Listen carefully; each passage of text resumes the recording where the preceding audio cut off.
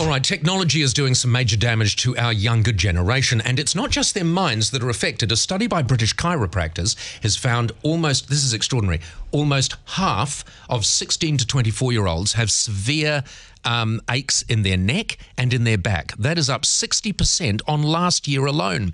The rise is being attributed to the fact we spend an average 195 minutes a day looking at our smartphones. More if you're Paulina, obviously. She's looking at many devices.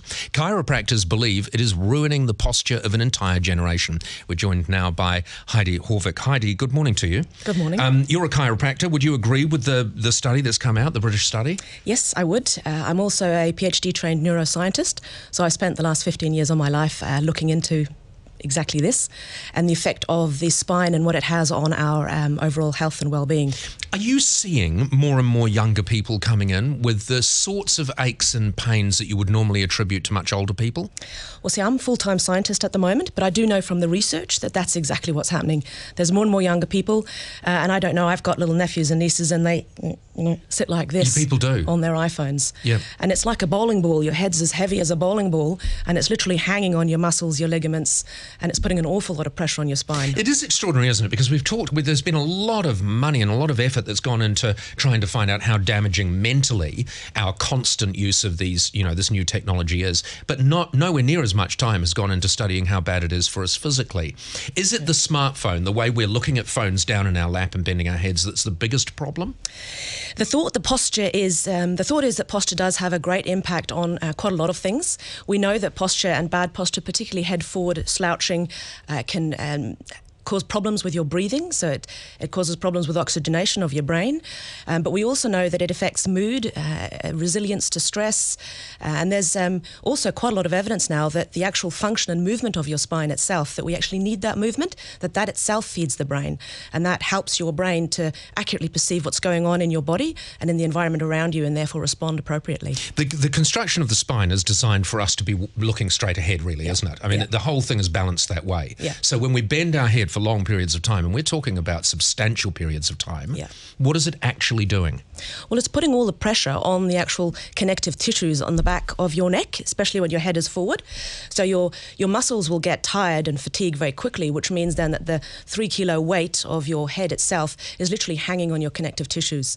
And that's not good for the spine at all. All right, so if we know, as we do from these studies, that by the time someone gets to 16, they're already complaining about aches and pains in their neck, what does that mean 20 years down the track for them? The scary thing is, Paul, we know now from research as well that kids that develop pain in teenage years become adults that have pain in teenage years. The more pain children have when they become teenagers too, the more pain they have as adults. So we know that the brain learns to dysfunction just like it learns to play the piano or ride the bike. So it actually is quite a significant problem. And I'd highly recommend that parents nip this in the bud really early on so that they don't go on to develop this. How do you do that? I mean, because people now will be thinking, I do that and my children do it. I nag my kids all the time to sit upright. They're quite sick of it, really.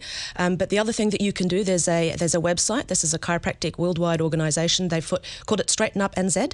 So just like you brush your teeth and exercise on a daily basis, you spend a couple of minutes every day by moving. Really simple exercises, star jumps type thing. I'd also highly recommend that if there is any sign of pain or problems like that they do go and get checked by a chiropractor. Right. Okay, no one in the studio move. Don't move at all. Right, Jim, talk me through his posture. He's quite erect, isn't he?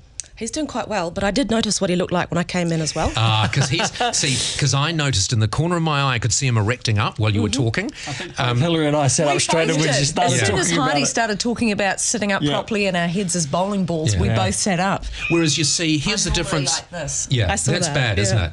It is, because you've also got the side to side slouching as well. For anyone listening on radio, I'm slouching. Yeah, well, you're a crooked huncher, aren't you? You don't hunch normally, you hunch crooked. That's because of the shape of the desk, though. Don't blame the equipment. Don't blame the equipment, Hillary.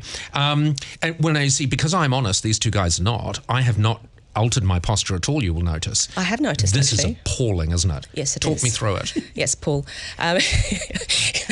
Speaking of crooked hunching, that's crooked hunching. I know. You give me a hard time. You take this desk away and I would just be soup on the floor. Yeah, it's not good. Shall I give you a little experiment to try? Yep. Yeah, if you try sitting up straight, like really try sitting up straight. Will it hurt? Please. Okay. And then take a big deep breath in. Okay, stand by. I can do this. And you should be doing this at home, in the car, wherever you are. You should be doing this. Big deep breath in and out. And just do one more and notice what that feels like. I can breathe.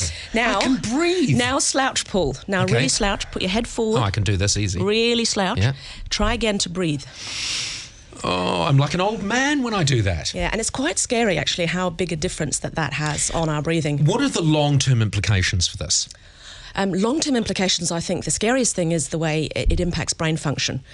We're showing all kinds of evidence now that even like when you starting to develop pain and problems, that you have a different way that the brain perceives where your body is, so you can be more clumsy. You have a different motor control, so your brain sends different messages to your muscles. We know then if we improve this function, when we sort of adjust the spine, that we can improve strength, prevent fatigue, all kinds of things. And if you are spending as long on your smartphone as the people in the studies, and there's every reason to believe you are, just hold your smartphone up. Is that the thing? People just have to hold it up. There's little tricks too with kids. Instead of them sitting there with it on their lap and their head forward, you can ask them to lie on their tummy, and they're immediately then with their head up. And it's far better for their spine than sitting there with their head down. Fantastic, Heidi. Thank you very much for joining us. And your posture, incidentally, is perfect. But it has to be, because people watch you. Heidi Haavik.